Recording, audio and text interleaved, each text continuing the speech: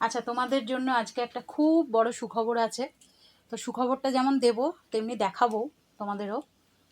তো এই যে দুজনকে দেখতে পাচ্ছ বসে আছে, একজনকে তো তোমরা খুব ভালোভাবেই চেনো, আমাদের ভোঁদর। আর ভোঁদরের সাথে আরেকজন দেখো খুব মিষ্টি ধরনের একজন রয়েছে, যে এখন খাবার খেতে ব্যস্ত। তা উনি হলেন ভোঁদরের নতুন বিয়ে করা বউ। তো নতুন বিয়ে করা বউ কেন বলছি, কারণ গতকালই আমরা ব্যাপারটা জানতে পেরেছি সন্ধেবেলা। তো পুরোটাই তোমাদের বলবো অবশ্যই। আপাতত বউ এখন খাচ্ছে, নতুন বউ বেশ সুন্দর হয়েছে, ভোদরের চয়েস আছে বলতে হবে, খুবই মিষ্টি একটা মেয়েকে বিয়ে করেছে। তো ওখানে আসলে আমি না, এখানে অনেক বিড়াল আছে তো আশেপাশে, তো আমি বাড়ির সামনে বারান্দায় যেমন ভোঁদরের খাবার রাখি, জল রাখি, তেমনি এই বাড়ির পেছনে, মানে একসাথে তো দেয়া যায় না, মানে এক জায়গায় সব দিই না খাবার, তা না হলে মারপিট বেঁধে যাবে। অনেক বিড়াল আছে এখানে, তো আমি কি করি এখন ওই বাড়ির পেছনে একটা বাটিতে খাবার আর জল আমি দিয়ে রাখি ওখানেও। তো সেখানেই ওই জায়গাটা ভোঁদর বউকে চেনাতে এসেছে। তো আমার চোখে ধরা পড়ে গেছে আজকে, সেটাই তোমাদের দেখালাম। তো কিভাবে কি ও বিয়ে করেছে পুরোটাই ওকে প্রশ্ন করব আজকে সন্ধেবেলা, আসুক ঘরে ঢুকিয়ে শান্ত মাথায় ওকে বেশ কিছু প্রশ্ন করতে হবে, তোমাদেরও সঙ্গে রাখবো। তো আকাশটা একটু দেখিয়ে নিই, কি সুন্দর রোদ ঝলমলে আকাশ দেখো, খুব ভালো লাগছে। তো চলো তোমাদের সঙ্গে আবার পরে দেখা হচ্ছে, ভোঁদর যখন আসবে তখন। এই যে ভোঁদর এসেছে আমাদের বাড়িতে সন্ধেবেলা, মুখটা দেখে তো মনে হচ্ছে কিছুই করেনি। হ্যাঁ রে ভোঁদর, তুই এভাবে বিয়ে করলি, আমাদের একবার জানাবি না রে? আমরা তো তোর কাকু কাকিমা হই। হ্যাঁ, বউকে কোথায় রেখে এসছিস? আমাদের জানাবি না একবারও?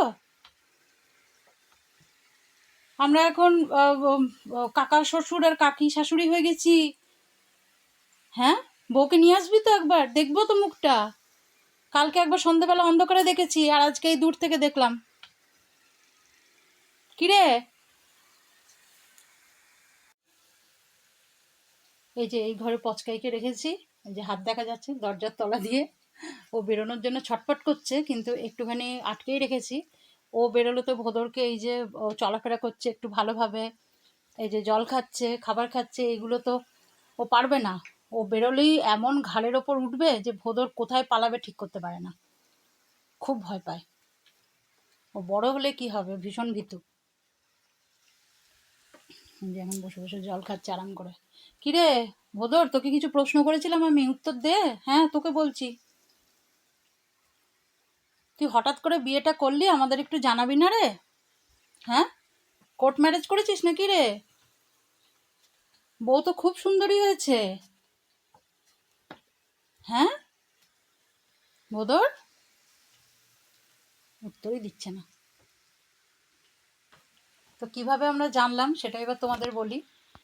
গতকাল সকাল থেকে ভোদরকে খুঁজে পাওয়া যাচ্ছে না। ও তো এমনিতে সারাদিনে আমাদের বাড়িতে 2-3 বার আসেই।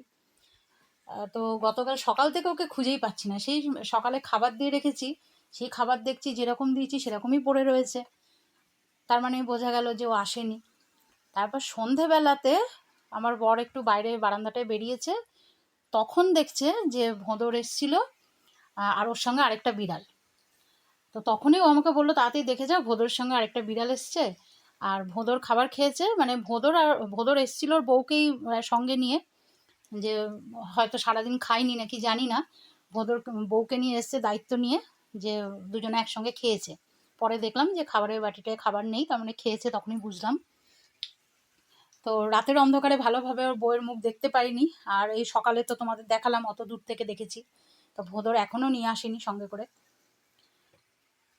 কিরে, তুই তো এখানেই ঘুমিয়ে পড়ছিস, বউ কই? বউকে কোথায় রেখে এসছিস? হ্যাঁ, তুই তো দেখছি ভালোই নিশ্চিন্তে আছিস। কিরে, হ্যাঁ ভোঁদর, তো কিছু বলছি তো, কোনো খেয়ালই নেই কি প্রশ্ন করছে। ধুর, এক কান দিয়ে ঢোকা এক কান দিয়ে বের করে দিই। ও ভোঁদর, বৌমাকে একদিন নিয়ে আসিস, বৌমাকে দেখবো তো।